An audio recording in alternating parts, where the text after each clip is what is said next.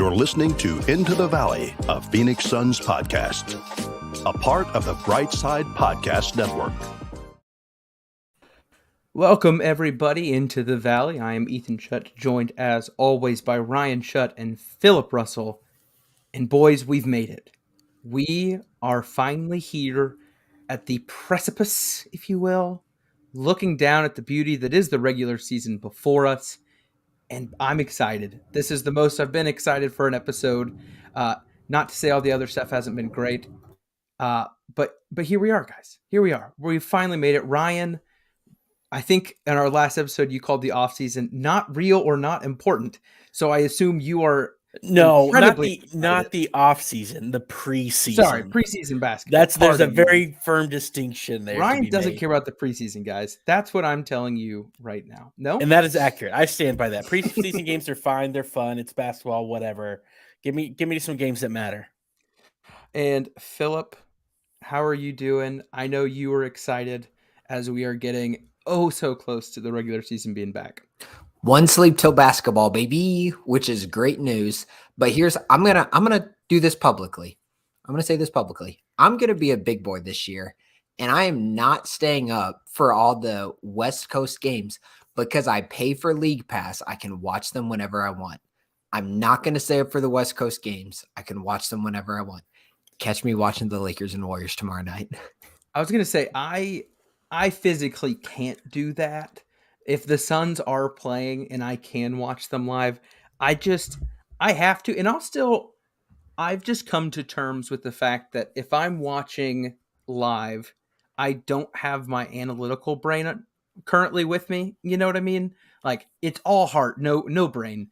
So I know more than likely there's going to be a rewatch anyway if I actually want to have an idea of what happened or didn't happen.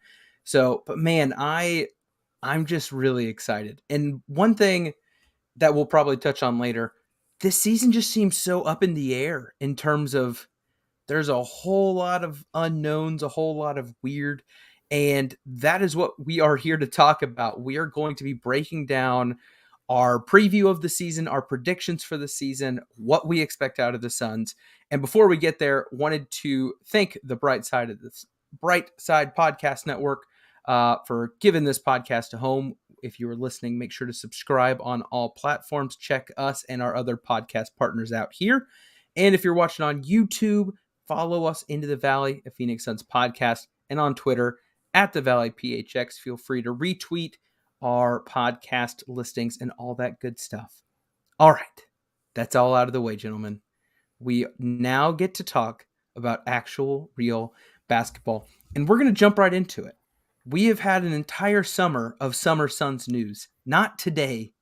We are finally done recapping Torrey Craig's kids' Suns-themed birthday party, Ryan keeping up with every tweet from any Suns player past or present. We're here. We're not seeking for content. The content is coming to us, and it starts, like Philip said, tomorrow night. We are recording at Monday evening, and so more than likely by the time you're listening to this, you're looking forward to basketball. Now, Suns tip off on Wednesday. And guys, this is not show notes, but I'm curious, are you happy the Suns aren't playing on opening night, or would you prefer to start the season with some Suns basketball? I'm cool either way. Opening night is, I think I've joked about it before, like the first 3 weeks of the season are what they are. They don't really tell you a whole lot, but openings, I think Philip made the point last week, and I would agree with it. Opening night's just fun. Having everybody, I feel like outside of the playoffs and maybe Christmas Day, right? More eyes will be on the NBA tomorrow night than at most points in the season. Twitter's going to be active. People are going to be talking about, to your point, real basketball again. And it's a spectacle. You know, am I upset that the Suns aren't playing? No, it is what it is. It'll be fun, and I'm looking forward to a fun night of basketball. I don't think it matters that much. We watch as people who are interested in the NBA and people who talk about basketball extensively every week. We watch so much basketball over the course of the year that I'm just excited that it's here, and I don't care which particular day it falls on. The only day in the year that I really, really care about is Christmas. Yeah, I agree. Honestly, I'm kind of happy about it. I get to enjoy opening night of basketball without having to have my heart out on the line. I just get to say NBA is here. I'm going to watch. I'm going to enjoy, and then I'll deal with Wednesday night and all the stress that'll come with it. Hey, and those inside the NBA guys are going to be swinging their stuff around, walking into that studio tomorrow night. They're like a collection of Well, 100-time millionaires with the a contract 10-year extension. extension. That's unreal. Well, I wanted to say everyone was looking at this Monday as a big deal. Everyone was expecting a certain Phoenix Suns to get a contract extension. Ended up being Charles Barkley. Charles Barkley secured the bag. Cam Johnson did not. I think that really is the last piece of Summer Suns news. The decision by the Suns team not to extend the bag. Charles Barkley, on the other hand, didn't mess around, securing what is rumored to be a 10-year deal between 100 and 200 mil. Oh, goodness gracious. He's on that John Gruden money, but maybe he'll actually make it through the whole contract without being a scumbag. Who knows? Oof. You know? Charles Barkley. I can take shots at John Gruden. No one listening is like, oh, I love Gruden, you know? This is for the people who really watch Inside the NBA. Charles Barkley is about to make $10 to $20 million a year talking about San Antonio women. What a life. Also talking about basketball players, he's definitely not watching. Sure. I mean, where else can you secure the bag when your job is talk about basketball and there's an entire bit on which team does this basketball player play for? Those guys are living the dream. My favorite thing he does is he roots for, I think they get the Eastern Conference Finals, whichever conference finals they get. He roots for it to be done as quickly as possible so he can go on vacation. Wait, am I the Charles Barkley of the podcast? I mean, the value, the one people come to see, maybe. I don't know. On the Solar Panel podcast, I was called the leader of the group. I mean, and I want to actually take a moment for those that are listening. I was kindly asked, actually, we all were, to be quite fair. I was the only one who had a schedule that was flexible enough to join the Solar Panel pod with Dave King, Zona Hoops, and others. And it was a good old time. So feel free to check that out on their YouTube channel. They've got it posted on Twitter. I think the Bright Side did as well. But yeah, Cam Johnson not getting the bag. There have been no credible reports. I'm going to try to word this carefully in terms of actual numbers that have been thrown out. The closest thing you can get is a flex bomb. Flex from Jersey came in saying that it looked like Cam Johnson. And again, this is all connections, hearsay, whatever, but it sounded pretty reasonable. Cam was looking somewhere close to the 21 mil mark that I actually thought made the most sense. It's right around Mikal Bridges' money, and the Suns weren't. I do think we can assume, based on the result, is that there was a gap between what Cam wanted and the Suns wanted, and that alone, I think, is enough for a story, even if we don't have those exacts. So it'll be curious to see. We get another season of a looming restricted free agency.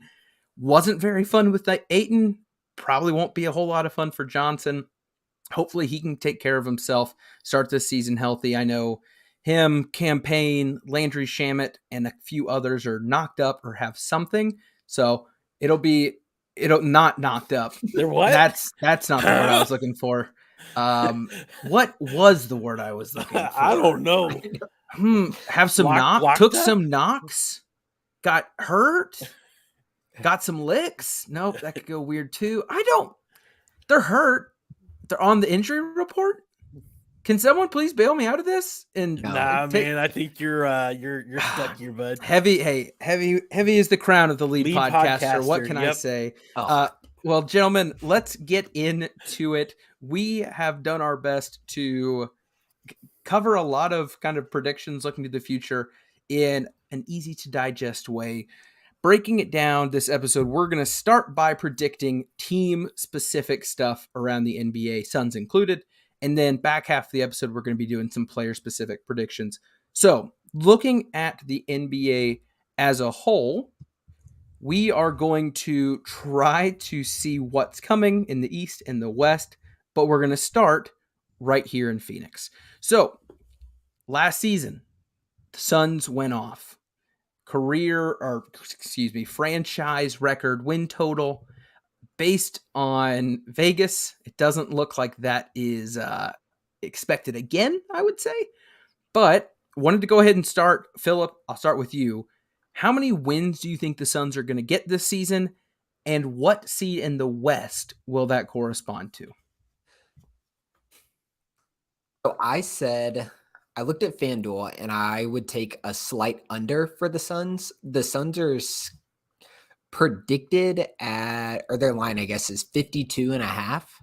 So I said slight under 50. Well, let's say 51 for the prediction, but I think like in the low 50s is what I'm thinking. Because FanDuel, at least for the number 1 seed in the West, they kind of threw up their arms and were like, maybe the Clippers, maybe the Warriors, maybe the Suns, all 52.5 wins projected. And so I thought of those 3 teams, I'm not comfortable saying the Suns are going to be as good as the Warriors. So I went under with them. Yeah, and before letting Ryan answer, the Celtics, this is what I saw. I think it was from FanDuel earlier, maybe. But I saw Celtics at 53.5, Bucks, Suns, and Clippers were at 52.5. Warriors have been at 51.5 or 52.5. So that top group, they're kind of just saying all of the quote contenders are somewhere in that 51, 52 mix. And Philip kind of hit it. There's 3 West teams up there, and then you don't see another one for another 3 wins down the list, looking at the Nuggets at 49.5. And the Timberwolves at 49.5. Might need to touch on that later. But Ryan, where are you thinking the Suns are going to end up? I took the slight over. I went 53-29. I still think, though, that if we're looking at the West rankings, I've got them finishing probably 3rd in the West overall. I think the top 3 are going to be really, really good. So 53-29 is about where I've got them looking forward. Again, that's about a 9-game drop off of where we finished last year. It's insane, which is crazy. But to expect that, last year was just a special season. I think if we can hit the 50 win mark, we'll be doing just fine. But I had us on the slide over at 53. Philip, did you have something to add real quick? I was just going to say, I don't think I said, I think the Suns are going to be right around the 5th seed. I was toying with 4th or 5th. The Mavericks were 4th last season with, sore subject, the Mavericks, but they were 4th with 52. And then it dropped all the way to the Jazz at 49 for the 5th seed. So I think they're going to hover right around middle of the pack playoff teams. Yeah, so on the season preview I did Saturday morning, I said 51, I think, if I remember right. And someone made a comment that actually has kind of skewed my thinking and leans a little more towards Ryan now.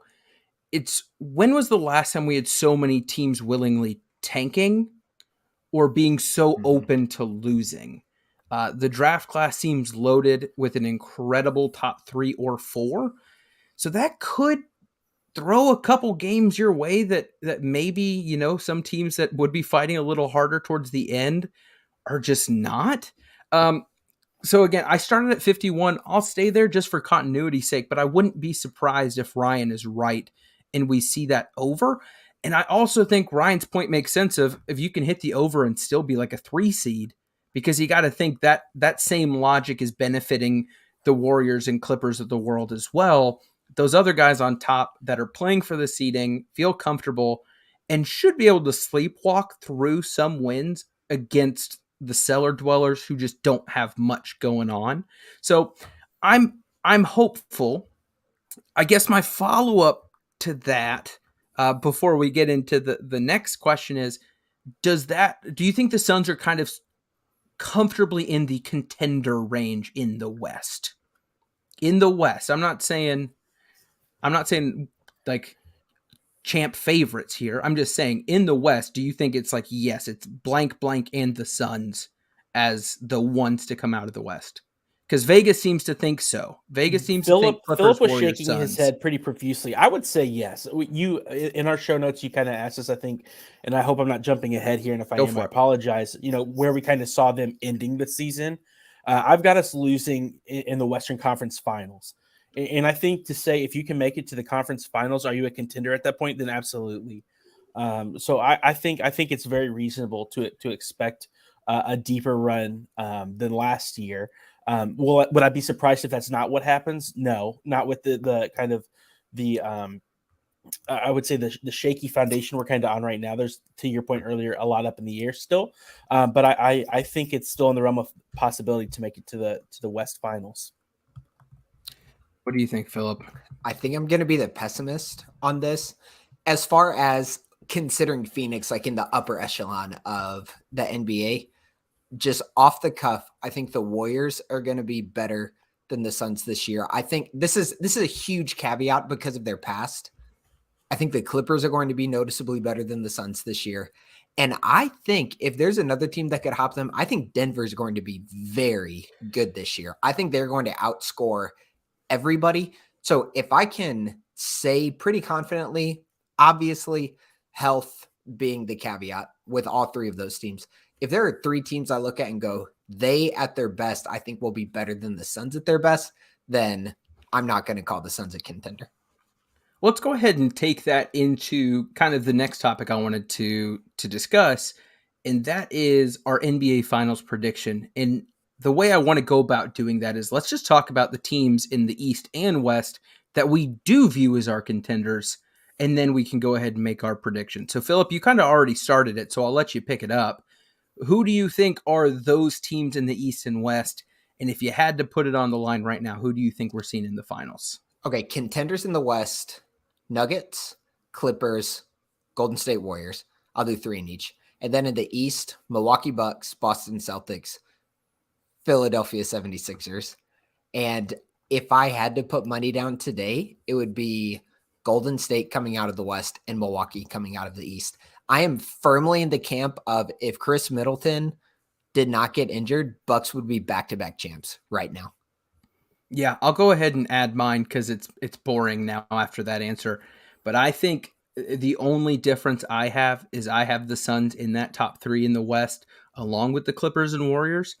I think a lot of people are for some reason doubting the Warriors going into this season, not in terms of thinking they're going to be bad, but not expecting them to do just as well, if not better, this year. And I look at the roster and I just say, we watched a lot of young guys figure it out. We watched a bunch of guys who were kind of finding their way, solidify their path. A Wiggins, for example. There's no reason for me to not expect them to do well. The Clippers, I think it's almost the flip side. There's so many unknowns, but if they figure it out, they're great. And the Suns are somewhere in the middle. They've got a handful of the guys where you have those high expectations and it's been earned. And you've got a handful that you have still lots of question marks. You want to take that step. And then in the East, Boston, Philly, Milwaukee, and I think it's the Bucks to lose. I think the NBA Finals is the Bucks to lose as well. I think the way they're constructed is phenomenal. I think Giannis is going to come back this year with just some sort of Grecian rage that we cannot mentally grasp. And again, Chris Middleton's injury just made it clear as day how valuable he is. And you forget how much of a fight the Bucks put up without him that whole playoff run. I think it's going to be a fun season. That's kind of where I got really pumped thinking about this. It's just like, man, there's a lot of good basketball teams in both conferences that are really going into this year thinking they've got a shot. So, Ryan, sorry for my rant. What do you got? No, you're good. I mean, I don't want to reiterate everything you guys just said, but my top three, I had Clippers, Dubs, Suns, with a fat asterisk by the Clippers at 1 and a fat asterisk by the Nuggets at 4. I think that there's a lot of unknowns with both of them. I think the Clippers, there's nothing to prove their success with this roster because they haven't played together. They've got a bunch of big names, but that is still to be proven what that looks like. I have the same finals as you guys. I have Bucks and Warriors, and I've got the Bucks winning it. I think it's theirs to lose, to your point. And we all have the experience now of our favorite basketball team going against Giannis in a playoff setting. It's terrible. It's awesome. It's atrocious. It looks and it feels helpless. Yep. Like completely helpless. Like you sit there and you go, okay, the coach needs to come up with some sort of strategy to stop this guy. And then he Euro steps, and each step takes him like all the way across the lane. And he's skilled. He's somewhat skilled. He's incredibly talented. He's so physically gifted, and he's figuring out the game. That are we sweeping this? Are all of us saying Milwaukee as the champs? If I had to put money on it, I think that's the safest. That's where my bet would be. It's a twofold bit of logic for me. One, I just think they're the safest bet. And two, I think their conference is the easier road to get there. So if you're looking at who you think's the best in the West versus best in the East, I think the way the East is set up, they might have a semi-favorable path until the conference finals. Mm-hmm. And in the West, I think you could be stuck playing a Grizzlies team who's out to kill you and your whole family or a in the Pelicans first round, team, right? Like there's a lot of scary teams at the bottom of the West. I think the bottom of the East, there's a chance for some parity, but I don't fear them. I think maybe that's just fever dream flashback nightmares to the Pelican series of last year that haunted us all. But I don't know. So yeah, I think that's 3 for 3 for the Bucks, gentlemen. Is this a Bucks pod now? Definitely not. No. Is Giannis our collective father now? No. I listen. I watched that man murder my family if my family was the Phoenix Suns in person in Milwaukee on his home court. And he did not seem to care one bit, nor did all the Bucks fans who were sitting around us, except for the one really drunk guy. That one dude was chill. He wanted to buy the clothes off my back. It was quite uncomfortable, but I did enjoy it. I want to slip this in as we transition to a different topic. I'm predicting a much better Lakers year than they've had in years past. Specifically, I'm predicting an Anthony Davis comeback in a pretty momentous way. I sure hope so. What about a Russell? I hope so. What about a Russell Westbrook comeback? Every other guard has gotten hurt in the last 3 days. Who? Listen, someone's going to have to touch the ball. I know. I'm just saying, Schroeder got hurt. I think yesterday. They're running out of people to replace him, so I think there's a chance he might have to. But hey, and your Nuggets that you're cheering for, you can go cheer for KCP, one of your guys. Now that he's over there, what a party that'll be. All right. Well, that's what we got in terms of the teams. Yep. I think we all think the Suns are going to be good, right? Suns are good. Yep. 50 plus wins comfortably. Top 4 seed comfortably? No. 5. Really? Yep. I struggle with that. That's okay. So you're saying Warriors, Clip. No. I'm just saying. No, not in order. Oh, sorry. Warriors, Clippies, Nuggies. Yep. He went in alphabetical order. And I think Memphis could be a really good regular season team again this year. And I could easily see them having more regular season wins than the Suns. I think of those two teams, the Suns would still be a more formidable playoff team. But I think Memphis can be just a dynamite regular season team. Who do you think's going to suck this year? Rockets. Yeah. Like in the West? Yeah. I mean, like, are there any teams that are getting either hyped or loved that you're just like, I think they're going to suck? Like, I think the Pelicans are like the dark horse right now. I don't buy it yet. Too much happening. I think people are all up on Luka, and I'm not buying it quite yet. I think they could be an 8 seed. Like, there's a lot of teams that Mavericks people are going to, yeah. Wow. So here's what I have. Here's what I have in order. This is 1 through 6. This 6 gets spicy. Denver, Golden State, Memphis, Clippers, Phoenix, Lakers, with then the play-in being some combination of New Orleans, Minnesota, Sacramento, and Dallas. Here's my 6. Clippers, Dubs, Suns, Nuggets, Grizzlies, Pelicans. There you go. There it is. Man, the Lakers are intriguing. I'm betting on Anthony Davis. When he has been right, he has been unquestionably top 10 and arguably top 5 in the league at his best. If he can get back to that form, they can be unbelievable.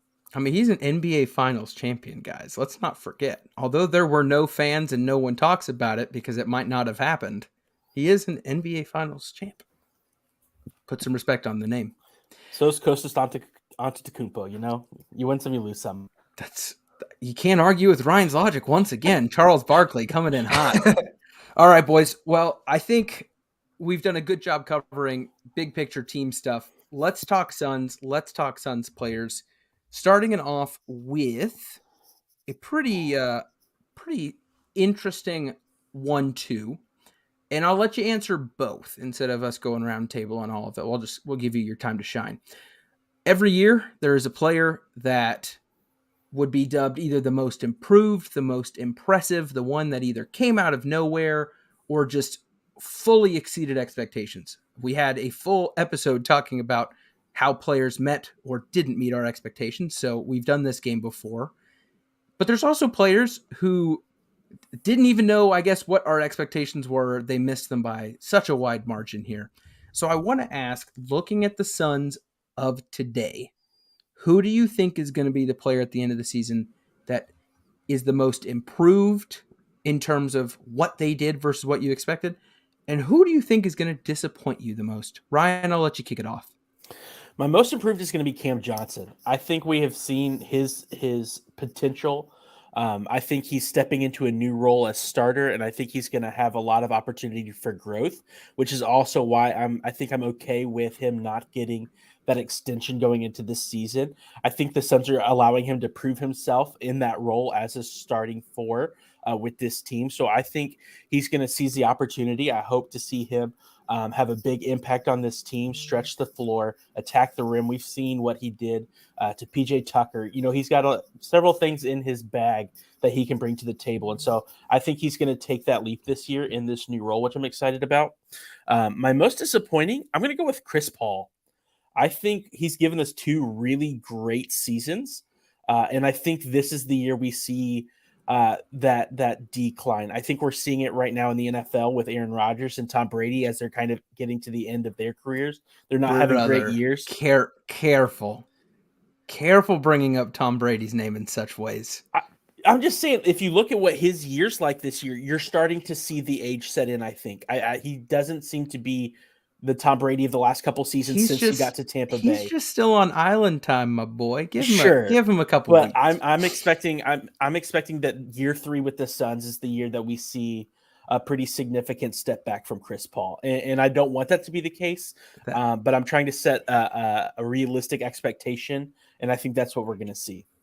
That regression could potentially kill us, so I'm hoping the only thing that decreases is maybe the minutes. But no, I think both picks are very possible. I think they're both some likely picks. Philip, what do you got for these two? So I think statistically, it'll look like Cam Johnson had a big improvement, but I'm hopeful it's actually Mikal Bridges. Most especially in terms of his offensive capabilities, I want to see him doing more. If we see Mikal fairly consistently a couple times a game when he's in with the bench unit, facilitating some offense, initiating some offense, starting in the pick and roll, attacking in the pick and roll, getting to a spot at the nail, that will be a huge improvement. Even if it's not bearing itself out in the statistics, the fact that Monty and company trust Mikal enough to be a playmaker instead of just a play finisher like he has been the last couple of years, that will be huge for the Suns, especially because that will be 3 true playmakers on the court with the starting unit. And that gets close to being unstoppable. I'm also with Ryan. I think most disappointing is going to be Chris Paul. I just think he's going to slow down. I think teams know to start hunting him defensively, and I think we're going to see a lot of that this season. And it's going to be disappointing because you're like, oh, we have Chris Paul on the roster, and for over a decade, you've said that, and you've heard one of the best players in the league is on our team, and I don't think that's going to be the case this year. I think Chris Paul will be well out of the discussion of top however many players, 10, 15. I'm going to stick with the guards for both of mine. I think the most improved is going to be Landry Shamet. I think Landry is a person that I have spoken about before, so I will spare you the full tirade. I don't know how, but based on the internet, it seems that expectations are abysmal. I think if Landry goes out and can show the stadium that he can dribble with both hands, people will be slightly impressed. So that's where it seems that we're starting as an overall Suns fandom here. But I'm telling you, here is my dream scenario. I think it is highly likely that Landry is going to be the first guy off the bench. Because if you're looking for first guy off the bench, you want someone that can create for others, is not a defensive liability, and can hopefully shoot the ball. There is no one else on the bench right now that I think I would describe in that fashion. I think Landry has a big chance to prove that he's not only worth his money, but that the money is a good deal for the Suns in the long term. He's going to be given opportunities he wasn't before. He's coming in with a year under his belt, a good off season, seeing what changes are being made around him. And again, I think we've all made this point.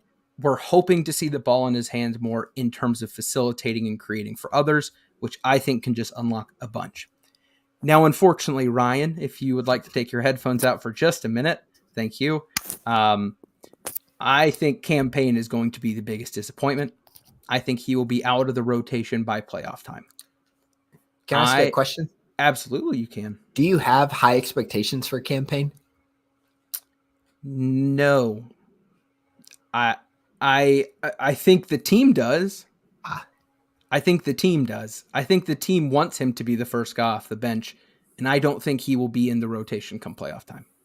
I think there is a good chance that based on the first half of the season, January, whatever, whenever trades start getting whipped around or deadlines come available, I think we are going to see someone come in to take that spot that he was unable to hold down.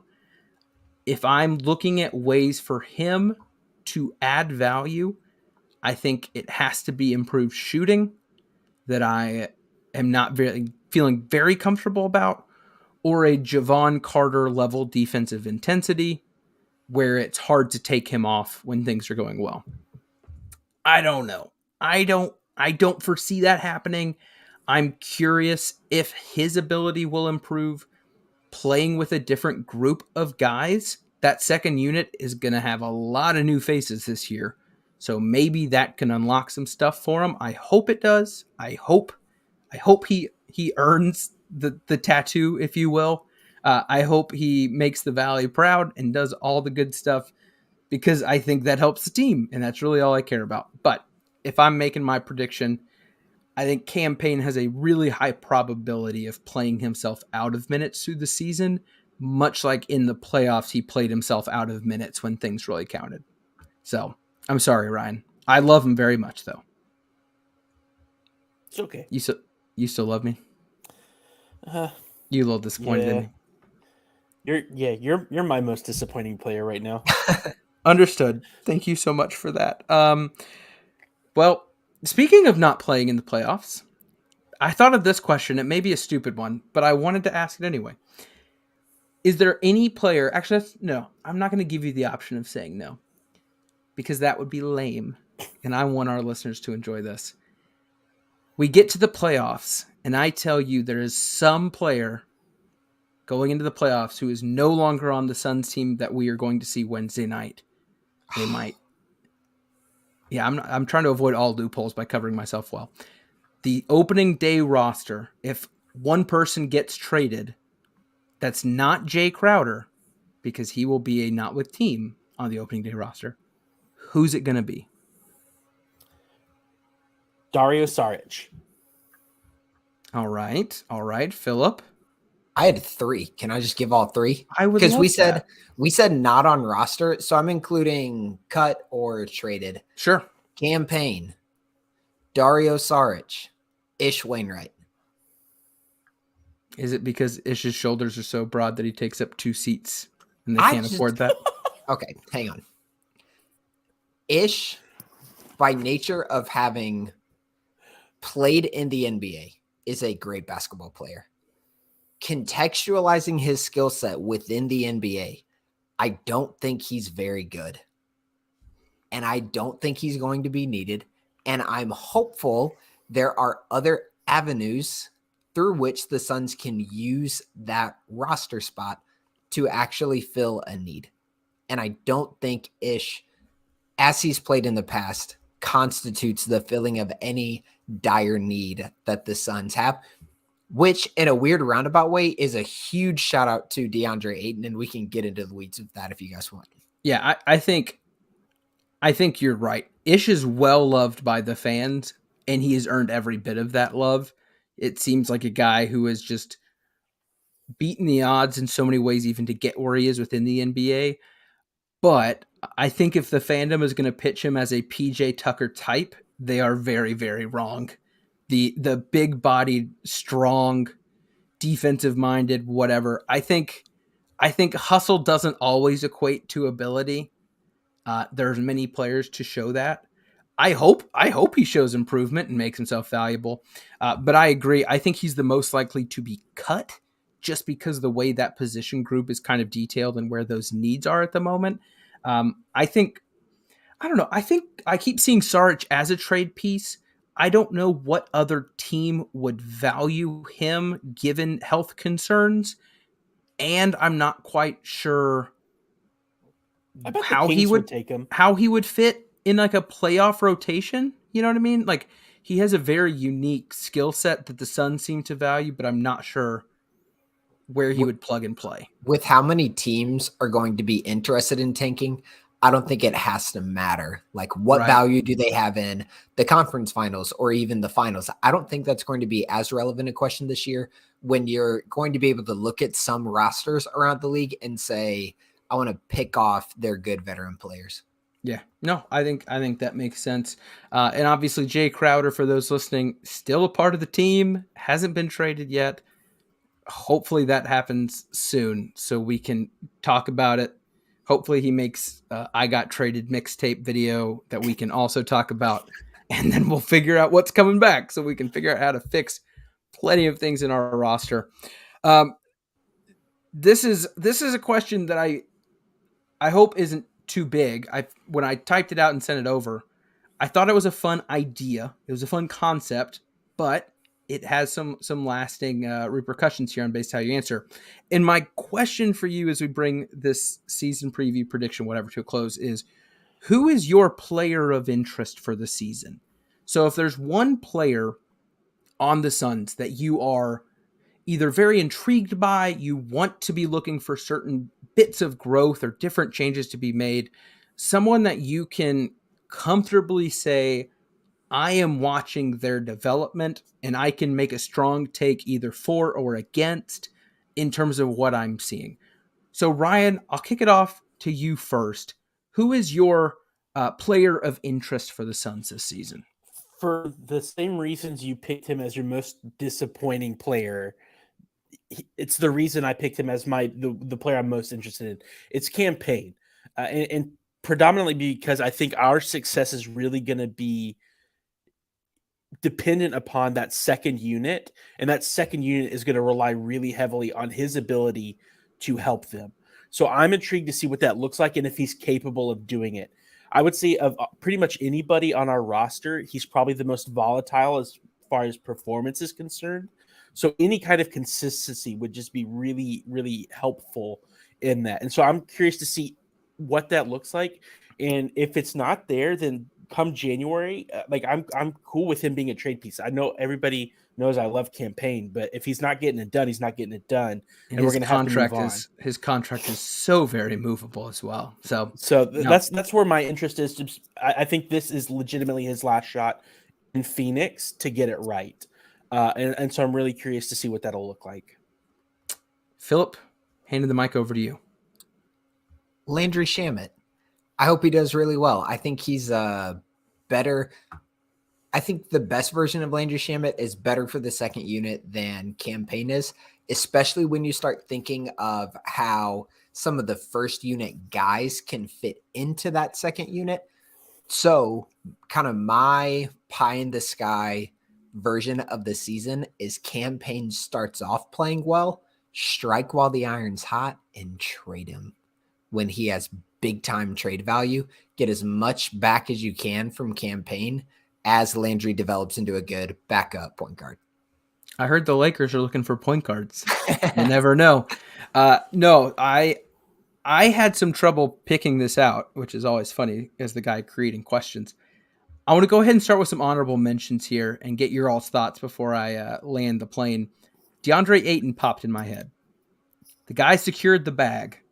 He has all of the pressure and speculation gone, finally. And all he has to do is play. So I'm curious if he'll be logging more Xbox minutes or more minutes on the court. And if he's going to bring it every night or if it's still the on one night, off another night. That intrigued me. Landry was on my list for very obvious reasons. Both of the twins were there, but I still feel like we have a really idea of who they are and what we need them to do. And weirdly enough, I settled on Devin Booker. We had in my opinion, probably my favorite episode of the podcast, which is saying a lot because this is episode 70 now. We had a great episode ranking the top players in the NBA as one of our summer episodes. And the whole kind of crux of that was trying to figure out where Devin Booker fits in there, why he fits where he fits, and what he has to do to make that leap. And so for me, he too has secured the bag. There is no question he is that guy in Phoenix. As Chris Paul takes the step back that I think we expect him to, I think every opportunity in the world is there for Devin Booker to make that next step, to get to that next plane and find himself in the list of that guy in the NBA. So that's what I'm looking for. I want to see what Devin Booker does differently on the offensive side, what he does defensively, if he keeps the pressure up and the intensity up from last season, if he becomes more of a Luka Harden, whatever, initiator within the offense, getting things going for other people, forcing the issue, creating for himself, and seeing if he is going into this season out to become a different player and put himself on that new level. I hope he does. I think that, as crazy it is to ask him to take a step up, I think that is the easiest way for this team to unlock a whole lot of new opportunities for success. So, Devin Booker, going to be looking at you. I hope you make me proud because, boy, that'd be great. Here's looking at you, kid. How old is he? That's like one of 25, right? One of my least favorite statistics is when people share the ages of some of the folks in the NBA, and I'm just like, I think he and I will both be turning 26 on October 30th. I do not think that is true for one of you. I know. You both have that birthday, but I think the ages may be a little different. Okay. Well, guys, we did it. I wouldn't say we were perfect through the summer, but we tried hard. We put out some content. We still clocked in when needed, and we made it. We are done talking Summer Suns and all the nonsense that comes with it. Basketball is back. I am so happy. And gentlemen, one last time for the offseason. Anything to add before we bring this episode to a close? I actually do, because I have a question for you, Ethan. Oh no. It's a prediction. Oh crap.